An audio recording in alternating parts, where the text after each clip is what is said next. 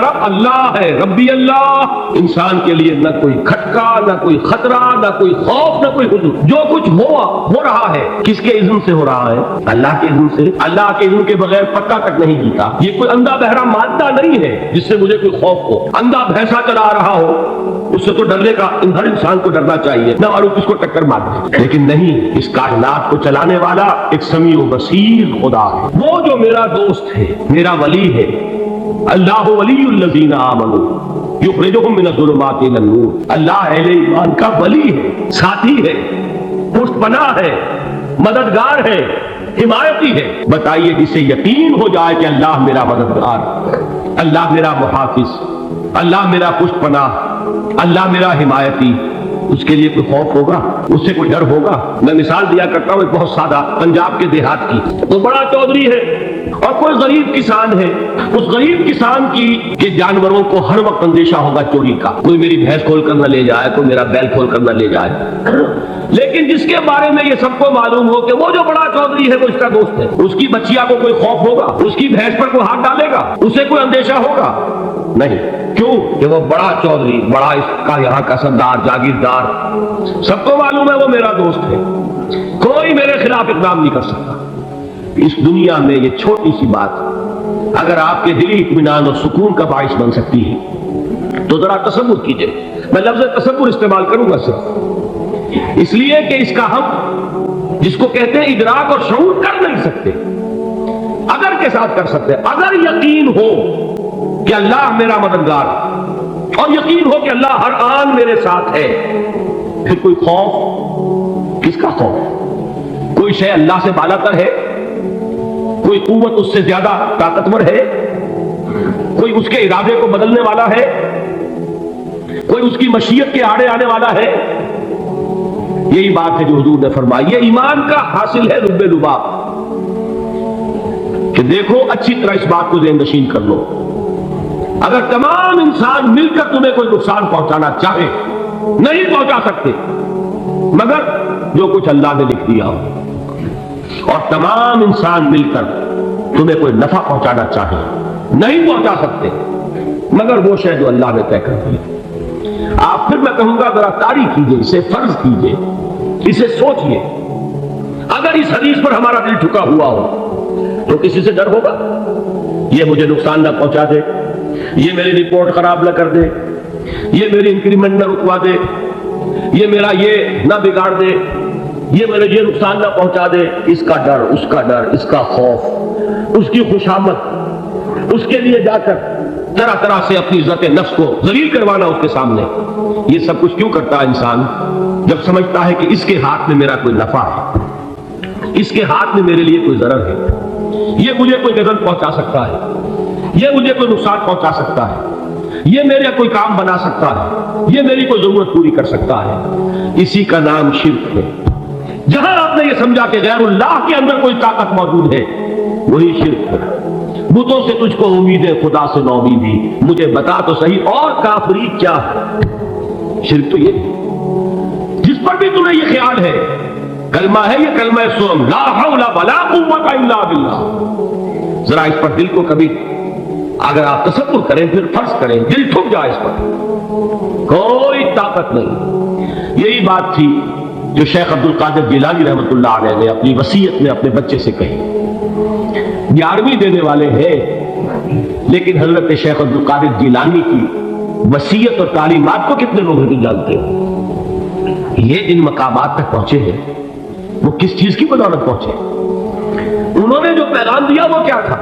اے میرے بچے، جس طریقے سے قرآن مجید میں حضرت لقمان کی نصیحتیں جو ہے نقل کر دی گئی ہیں، میں یہ عرض کروں گا بالفرض اگر قرآن حضرت عبد القادر جیلانی کے بعد نازل ہوا ہوتا تو شیخ عبد القادر کی یہ نصیحتیں بھی قرآن میں درج ہوتی۔ اتنی اونچی نصیحتیں ہیں۔ اے میرے بچے، اس حقیقت کو ذہن نشین کر لے، لا فاعل فی الحقیقت ولا مؤثر الا اللہ، اس کائنات میں نہ کوئی فاعل حقیقی ہے نہ مؤثر حقیقی ہے سوائے اللہ۔ کسی شے میں کوئی تاثیر نہیں اگر اللہ نہ چاہے، آگ جلا نہیں سکتی اگر اللہ نہ چاہے، پانی ڈبو نہیں سکتا اگر اللہ نہ چاہے، زہر ہلاک نہیں کر سکتا اگر اللہ نہ چاہے، کوئی چیز فائدہ نہیں پہنچا سکتی اگر اللہ نہ چاہے۔ تو در در پہ کیوں سر جھکاتے ہوئے در در پر کیوں جبیں سائی کرتے ہو؟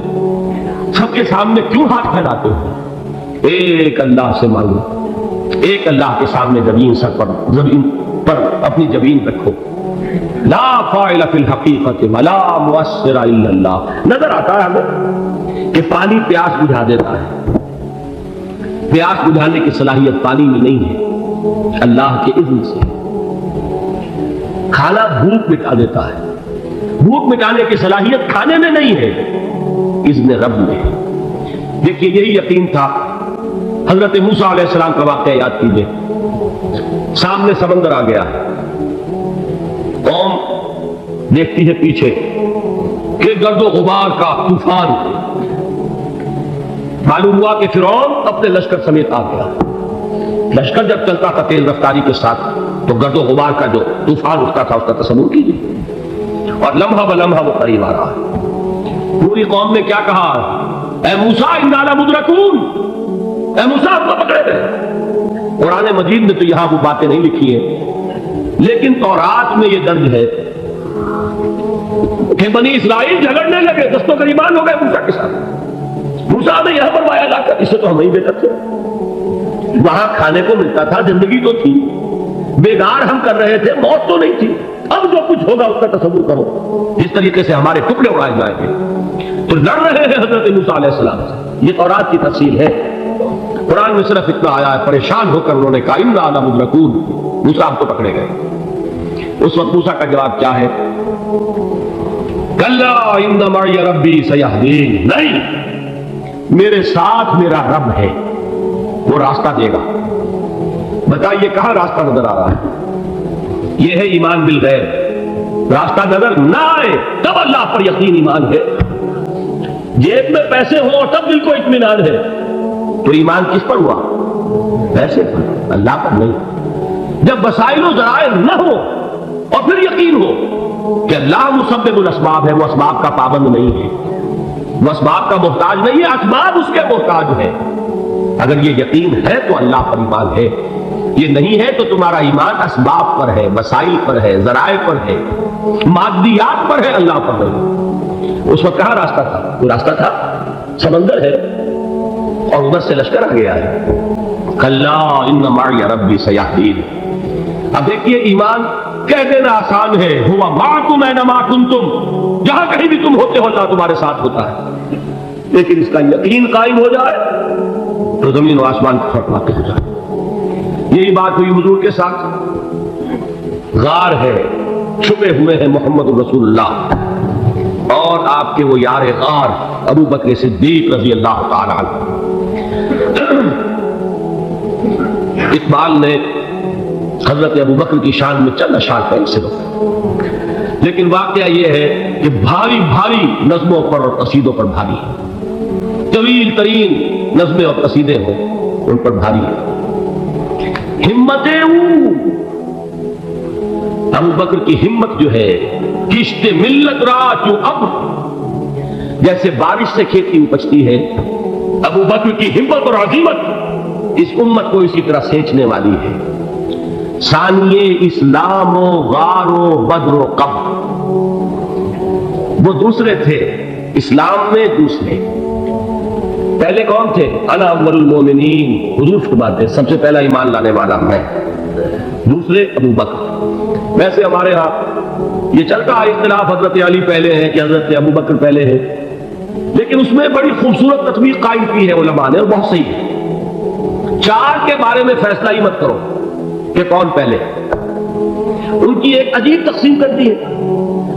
آزاد مردوں میں، بالغ مردوں میں سب سے پہلے ابو بکر، بچوں میں سب سے پہلے علی، خواتین میں سب سے پہلے خدیجہ، اور غلاموں میں سب سے پہلے زید بن حارثہ۔ بڑی پیاری تقسیم ہے، یہ چاروں ہی پہلے ہیں، ہر ایک کے لیے اولیت ہے۔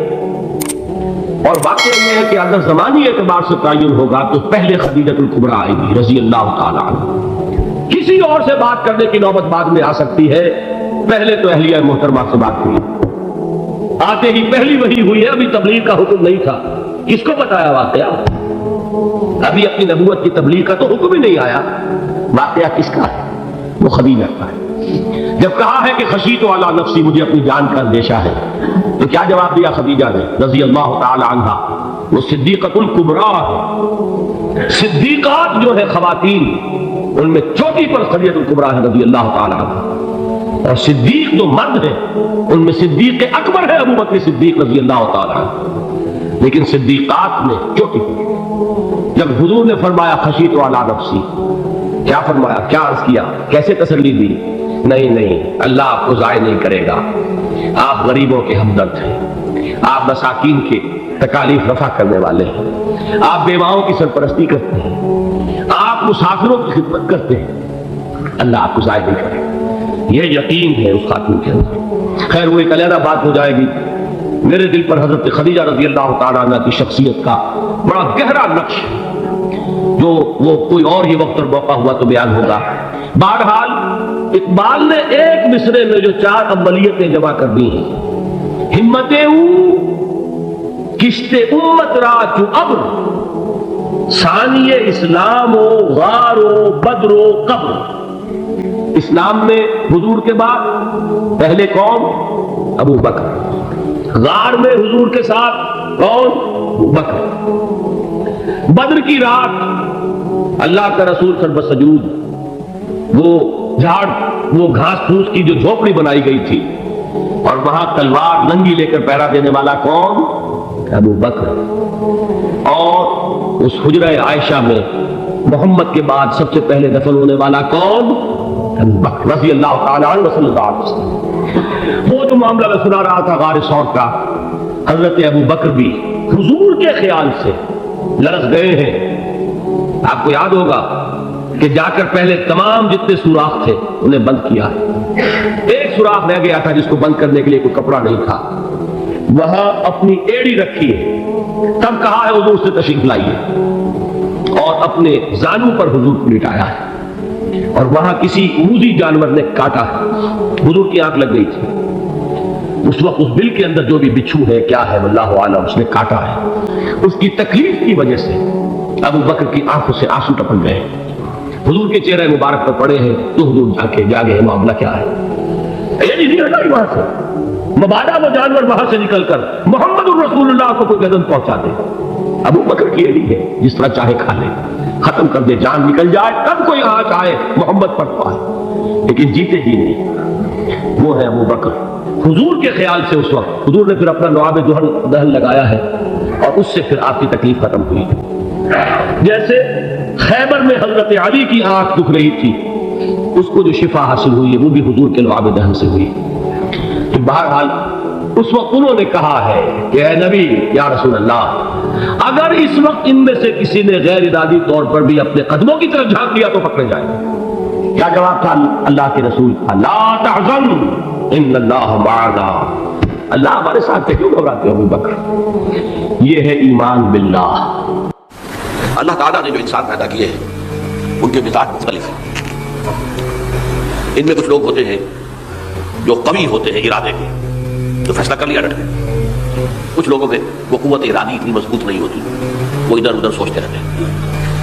کچھ لوگ جسمانی طور پر بہت توانا ہوتے ہیں، کچھ لوگ جسمانی طور پر پیدائشی طور پر کمزور ہوتے ہیں۔ تو اگر کوئی قوت ارادی کمزور رکھنے والا شخص ہے، وہ بھی تو اللہ کی تخلیق ہے، اللہ کا بندہ ہے، خطاؤں کا ظہور ہو جاتا ہے، توبہ کرتا ہے، پھر کچھ عرصے کے بعد پھر خطا کا ظہور ہو جاتا ہے، پھر توبہ کرتا ہے، تو ہم تو یہ سمجھیں گے کہ ایک حد کے بعد پھر اس کی توبہ قبول نہیں ہونی چاہیے۔ لیکن حدیث سنیے، وعن ابی ہریرہ رضی اللہ تعالی عنہ قال قال رسول اللہ صلی اللہ علیہ وسلم ان عبدا اذنب ذنبا، یقیناً ایک بندہ جو ہے وہ ایک گناہ کرتا ہے، فقال، پھر وہ کہتا ہے رب، اے میرے پروردگار، اذنبت فاغفر، مجھ سے گناہ ہو گیا ہے، مجھے معاف فرما دے۔ فقال ربہ، تو پروردگار یہ کہتا ہے اعلم عبدی ان له ربا یغفر الذنب ویأخذ به، میرا یہ بندہ یہ جانتا ہے کہ اس کا ایک رب ہے جو گناہ معاف بھی کر سکتا ہے اور سزا دے بھی سکتا ہے۔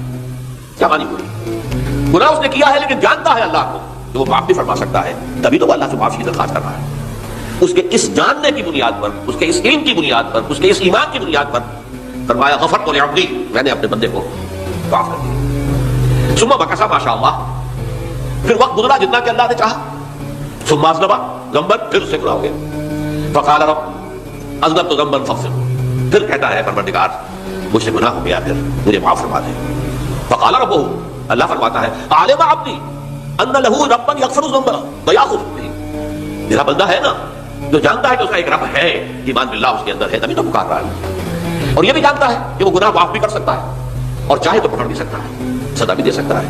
تو فرمایا، اللہ تعالیٰ فرماتے ہیں میں نے فرمایا میں نے معاف کر دیا. ثم مکث ما شاء اللہ، پھر ایک عرصہ گزرا اس کے بعد. ثم اذنب ذنبا، پھر اس نے گناہ کیا. قال رب اذنبت ذنبا آخر، اس نے کہا پروردگار میں نے تو پھر ایک اور گناہ کر دیا، فاغفر لی، مجھے بخش دے.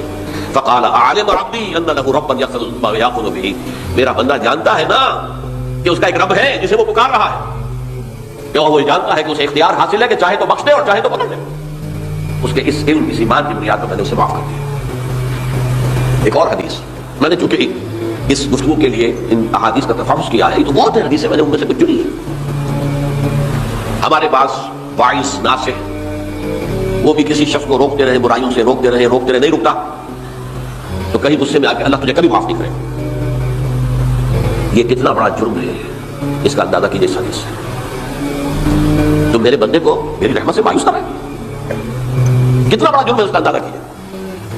یہ مسلم شریف کی روایت ہے عن جندب، حضرت جندب رضی اللہ تعالیٰ عنہ سے، ان رسول اللہ صلی اللہ علیہ وسلم حدث، کہ اللہ کے رسول صلی اللہ علیہ وسلم نے ایک واقعہ بیان کیا. ان رجلا قال، کہ ایک شخص نے یہ کہا، واللہ لا یغفر اللہ لفلان، کہ خدا کی قسم اللہ تعالیٰ فلاں شخص کو کبھی معاف نہیں کرے گا. وان اللہ تعالیٰ قال، اس پر اللہ تعالیٰ نے یہ فرمایا، من ذا الذی یتعالی علیہ، یہ کون ہے جو میرے اوپر حکومت کرنے والا آ گیا، جو میری طرف سے حکم لگا رہا کہ میں کبھی معاف نہیں کروں گا. من ذا الذی، کون ہے وہ شخص، الذی یتعالی علیہ انی لا اغفر لفلان، کہ میں فلاں شخص کو کبھی معاف نہیں کروں گا. قد غفرت لفلان، اس کو تو میں نے معاف کر دیا. واحبطت عملہ، اس شخص کے تمام اعمال میں نے ضائع کر دیے کہ تم نے میرے بندے کو مایوس کیا. یہ ہے جرم کا. تو توبہ کی دعوت دیتے رہو، توبہ کے لیے لوگوں کو آمادہ کرتے رہو، توبہ جو ہے اس کے لیے ترغیب دیتے رہو. اللہ تعالیٰ معاف فرمانے والا. آخری حدیث سنا رہا ہوں، یہ تو بہت ہی عجیب حدیث ہے اور متفق علیہ، بخاری اور مسلم دونوں میں. حضرت ابو سعید الخدری رضی اللہ تعالیٰ عنہ جو ہے اس کے راوی ہیں. حضور نے فرمایا، کانا فی من کانا قبلکم رجل قتل 99 نفسا، تم سے پہلے جو امت تھی بنی اسرائیل گویا کہ ان کا ذکر ہے، اس میں ایک آدمی ایسا تھا جس نے 99 قتل کیے تھے. اب آپ اندازہ کیجئے کتنا بڑا گناہ کبیرہ ہے قتل. قرآن مجید میں آتا ہے وَكَأَنَّمَا قَتَلَ النَّاسَ جَمِيعًا، اگر ایک انسان کو بھی ناحق قتل کر دیا گیا تو یہ ایسی ہے گویا کہ اس نے پوری نوع انسانی کو قتل کیا. اس نے 99 قتل کیے. فَهَلْ لَهُ مِن تَوْبَةٍ، پھر اس کے بعد یہ ہوا کہ اس کے اندر توبہ کا جذبہ پیدا ہوا. فَسَأَلَ عَنْ أَعْلَمِ أَهْلِ الْأَرْضِ، تو اس نے پھر سوال کیا، لوگوں سے پوچھا کہ زمین میں رہنے والوں میں کون سب سے بڑا عالم ہے. وَدُلَّ عَلَىٰ رَاهِبٍ، اسے بتایا گیا فلاں راہب فلاں جگہ پر ہے، وہ بہت نیک ہے، بڑا عالم ہے. فَأَتَاهُ، وہ اس کے پاس آیا. فَقَالَ أَنَّهُ قَتَلَ 99 نَفْسًا فَهَلْ لَهُ مِن تَوْبَةٍ، انہوں نے کہا دیکھیے راہب صاحب میں نے 99 انسان قتل کیے، اب مجھے یہ بتائیے کہ میرے لیے توبہ کا کوئی امکان ہے. فقال لا، انہوں نے کہا نہیں. فقتلہ، اس نے اس کو بھی قتل کر دیا. فکمل بہ 100، اپنی سینچری مکمل کر لی، مطلب 99 کے بعد ایک کی کسر تھی، اس کو بھی قتل کیا، 100 پورے کر لیا. ثم سأل عن عالم أهل الأرض، پھر اس نے پوچھا کوئی اور کوئی بڑے عالم انسان ہو. فدل على رجل عالم، پھر اس کی رہنمائی کی گئی ایک بڑے عالم شخص کی طرف. فقال انه قتل 100 نفس، تو اس نے وہاں جا کر کہا کہ میں 100 انسان ہلاک کر چکا ہوں، قتل کر چکا ہوں. فهل له من توبہ، میرے لیے توبہ کا کوئی امکان ہے. فقال نعم، کیوں نہیں، 100 قتل کیے تبھی کیا ہے، توبہ کا راستہ دروازہ کھلا ہوا. معلوم یغرغر، جب تک کہ وہ گگرو نہیں بج رہا اس وقت تک تمہارے توبہ کا دروازہ کھلا ہوا. پہلے افراد توبہ کریں اور صحیح توبہ کریں. صحیح توبہ کیا ہے، ہماری زندگیوں میں کوئی حرام شے ہے فوراً نکال مار. ہماری معاشرت میں اور اس معاشرے میں رہتے ہوئے جو قانون ہے جس کے ہم پابند ہیں، ہم کسی زانی کو رجم نہیں کر سکتے، ناممکن ہے، یہ تو قانون ہی بنے گا تب ہوگا. ہم کسی چور کا ہاتھ نہیں کاٹ سکتے، تو قانون بنے گا تو ہوگا. تو ہم جن چیزوں پر عمل نہیں کر سکتے قانوناً، ان کے علاوہ باقی پوری شریعت جس پر عمل کیا جا سکتا اس پر عمل کرنا ہوگا. سود میں بند نہیں کر سکتا، بینکوں کو میں آگ نہیں لگا سکتا، اور بینکوں کو آگ لگا دے گی تبھی سود تو ختم نہیں ہوگا. لیکن یہ تو کر سکتا ہوں کہ براہ راست سود میں منوس نہ ہوں، سود پر قرضہ لے کر اپنا کاروبار نہ چمکاؤں، نہ بڑھاؤں، سود پر قرضہ لے کر اپنے مکان نہ اونچا کروں، یہ تو کر سکتا ہوں. تو کم سے کم جو ڈائریکٹ کسی نے قانون نہیں بنایا کہ لازم ہے آپ پر کہ آپ سودی قرضہ لیں اور اپنی بلڈنگ عالیشان بنا دیں، کسی نے کی. یہ اگر کر رہے ہیں تو آپ بولیے، آپ کے معاشرے میں کوئی قانون نہیں بنا کہ پردہ ختم. बुर्का हराम, ये तुर्की में तो कर दिया गया, बुर्का हराम। वहां तो सर को ऊपर जो है ढांपना जो है, स्कार्फ लेना भी ममनू है, यहां तो नहीं है। फिर यहां जिन्होंने छोड़ा है मुजरिम खुद है।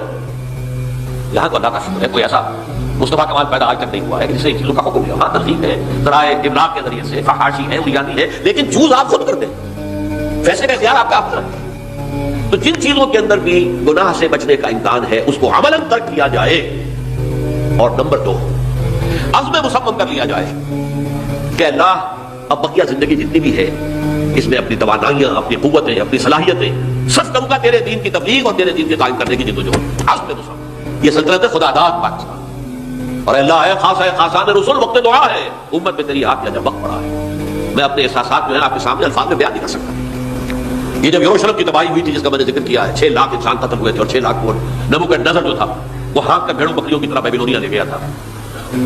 उससे पहले कितने ही नबी पहले किताब के वो कहते रहे थे कि होश करो, तौबा कर लो, बल्कि एक जगह के अल्फाज ये है, दरख्त की जड़ पर कुल्हाड़ा रखा जा चुका है, अभी होश में आ जाओ। होश में नहीं आया। दुनिया परस्ती, जो भी उनके नफ्स परस्ती जो भी उनके ऊपर मुसल्लत हो चुकी थी, उसने उन्हें तौबा नहीं करनी थी, तबाही बर्बादी हो गई। आज हमारी निगाहों के सामने इराक के साथ क्या हो रहा है, बगैर इसके कि कोई जुर्म हो, बगैर इसके हम तो बड़े बड़े जुर्म कर चुके हैं उनकी निगाह में। नॉन प्रोलिफरेशन ट्रीटी जो है उसके खिलाफ हमारा अमल जा रहा है पूरी दुनिया के अंदर। उनका कि हम इसको एटमी सलाहियत को नहीं फैलने देंगे। वो एक खास वक्त में अफगानिस्तान में उन्हें हमारी जरूरत थी अपने असल दुश्मन यूएसएसआर, अपने मुकाबले की ताकत को खत्म करने की। उस वक्त उन्होंने अपना मुंह जो है फेर लिया था, नहीं देखा था, और हमारे यहाँ अल्लाह की रहमत आ गई कि एटमी सलाहियत में हासिल। और पूरी दुनिया में शाह अब्दुल्ला ने कहा था, प्रिंस अब्दुल्ला ने, कि ये आपका नहीं है, ये जो नवाज शरीफ साहब से जब इसका आपने धमाका किया, ये बम आपका नहीं है, ये पूरी उम्मत मुस्लिमा का बम है। कैसे ये बर्दाश्त कर सकते हैं यहूदी और यहूदियों के आलाकार ईसाई, खासतौर पर Protestants, waste white Anglo Saxon Protestants. तो समझ लीजिए कि पाकिस्तान की जड़ों पर भी केशा रखा जा चुका है। ये मेरे एहसासात की इससे कम में ताबीर होनी